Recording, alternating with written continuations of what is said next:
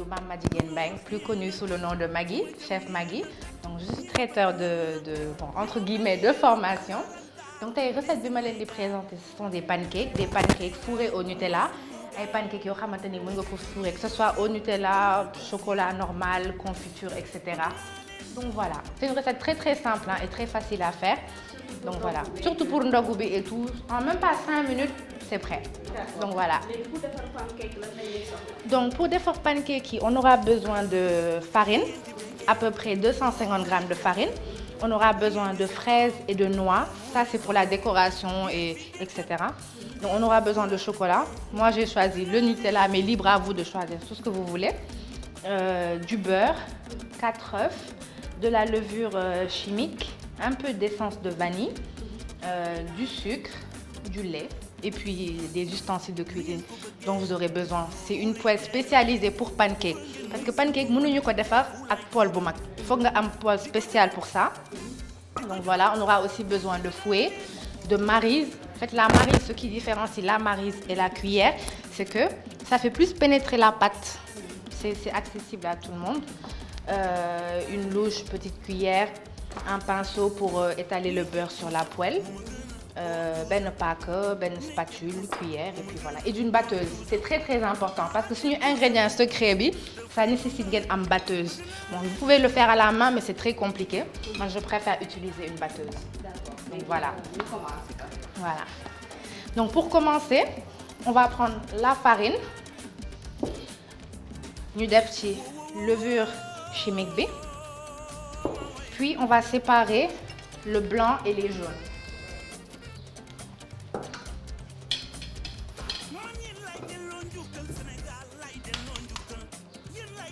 Donc pour séparer blanc des jaunes, c'est très très compliqué, mais il faut juste prendre son temps. Éviter ñu bañ a toj jaune bi.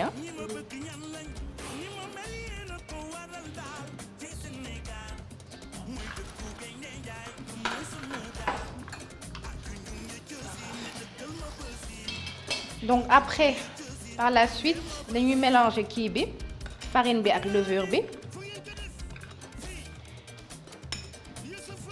Après, on va prendre le lait, ñu mélanger ko ak jaune d'œuf bi.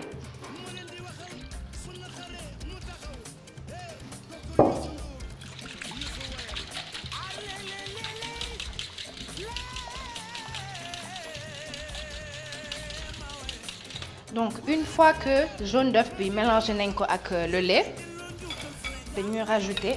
Là on a oublié, faut rajouter le sucre ci farine bi. En fait, éléments secs yi dañuy rajouter entre eux, éléments liquides yi entre eux.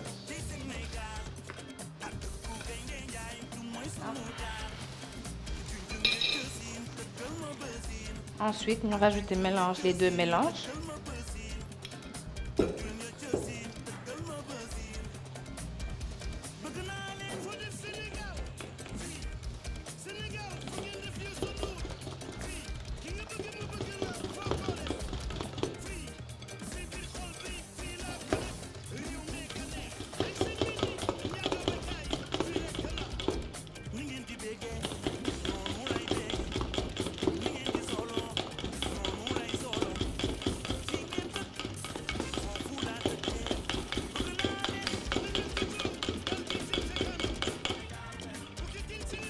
Mais il faut bien mélanger pour que mu bañ a am ay donj. Après mën nañ rajouter essence vanille bi.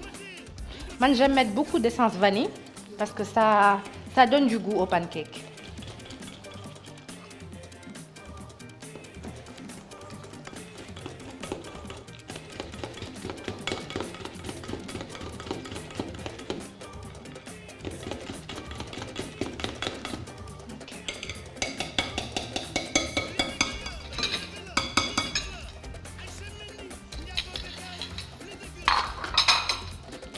Donc une fois que la pâte est prête, dañu jëloon suñu blanc d'œuf ñu def ko de côté.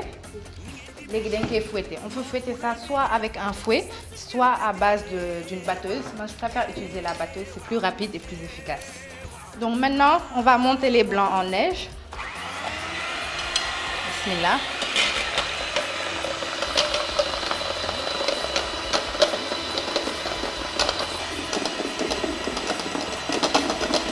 yi nag dafay jël temps. Est-ce que blanc yi c'est bien monté en neige? C'est que normalement soo jëlee bool bi nga dëpp ko warul tuuru. Donc voilà. C'est ce qui montre que les blancs sont bien montés en neige.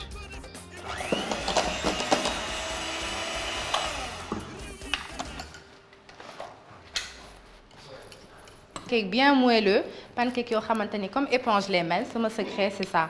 Ñu bari xamuñu ko, mais il faut monter les blancs en neige. Et que je vais vous montrer, il faut intégrer les blancs ci pâte bi en 2 parties. Voilà.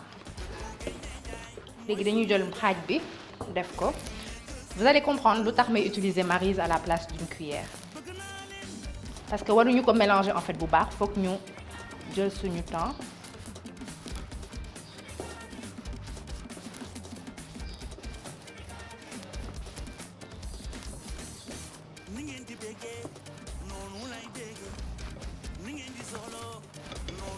Voilà. Ensuite, ñu def deuxième partie bi.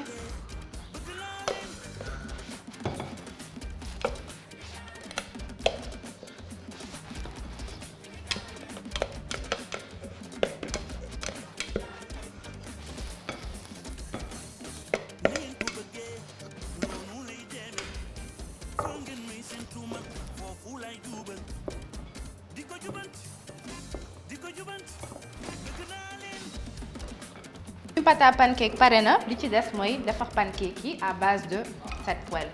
Et croyez-moi, ça sent super bon.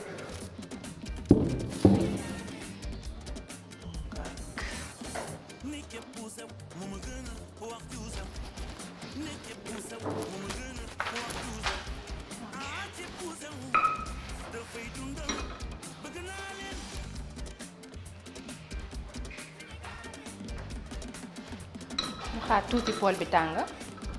Donc léegi à l'aide de suñu poêle à pancake bi par contre foog ngeen wàññi seen gaz bu baax a baax parce que comme poêle bi dafa tuuti pour éviter seen pancake yi xëm ci suuf foog ngeen wàññi ko bu baax a baax. Léegi poêle bi su tàngee on met un tout petit peu de beurre, tuuti beurre jarul muy bëri.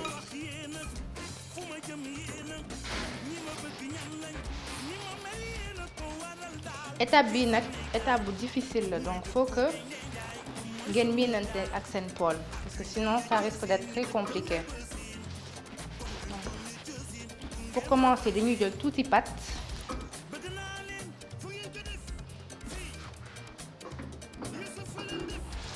Ensuite ñu jël tuuti chocolat.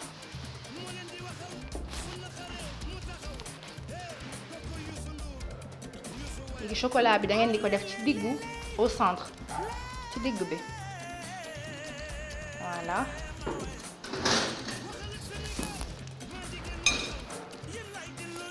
Après ngeen jëlaat tuuti pâte couvrir chocolat bi voilà. Te ngeen bàyyi 2 à 3 minutes le temps que ci suuf doore ngeen ëlbati.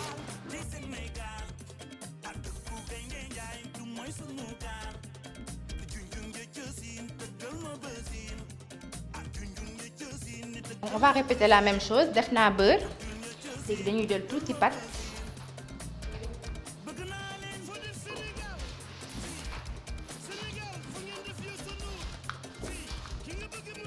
ñu def ci digg bi tuuti chocolat voilà. Après ñu jëlaat tuuti pâte ñu couvrir chocolat bi voilà. Bàyyi 2 à 3 minutes mu ñor. Soo leen gisee ni seen pâte pancake mu ngi commencé am ay bulles fii ci kaw ngeen xam ni ko war ngeen ko tourner léegi mu ñor.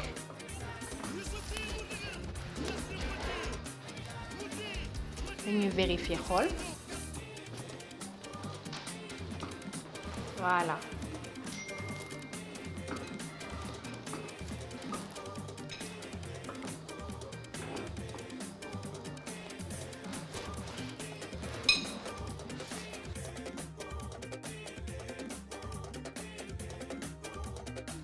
Donc voilà léegi suñu pancake yi pare nañ on va passer au dressage. léegi pour dresser c'est simple dañuy teg juste quelques pancakes man ce que j'aime faire c'est que damay utiliser ay fraises mais mën ngeen utiliser yeneen fruits donc j'ai coupé mes fraises voilà après ce que je fais mooy dama defar benn sauce au chocolat c'est tout simple c'est à base de lait et de chocolat je teg ko à côté et puis ce que je fais c'est que je prends quelques noix ma teg ko ci kaw voilà voilà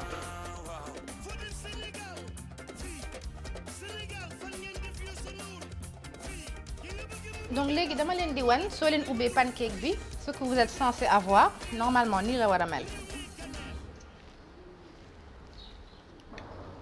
voilà soo leen ubbee pancake yi vous êtes censé avoir le chocolat donc tout simplement maa ngi lay remercier di remercier suñu internautes yi ceux qui ont pris la peine de ubbi vidéo yi ba seetaan ko donc man sama tur c'est Mame Madjiguène Mbengue mais plus connue sous le nom de Magui chef Magui donc man sama passion pour la cuisine je l'ai pris chez ma grand-mère parce que sama maam dafa nekkoon koo xamante ni dafa bëggoon togg surtout que maison de famille la woon maison de famille boo xamante ni c'était une vingtaine de personnes du coup dafa doon togg tout le temps pour une grande quantité depuis ma nekk xale dama ko doon jàppale ci waañ bi jàppale sama yaay sama tante yi et cetera donc man togg musuma ko jàng j'ai fait une école hôtelière de marketing de luxe à Telma Business School donc li ma xam yëpp ci wàllum kii pâtisserie Pullman laa ko jàngee parce que def naa 8 mois au Pullman Dakar Teranga foofu laa jàngee pâtisserie fa laa jàngee les entrées froides les entrées chaudes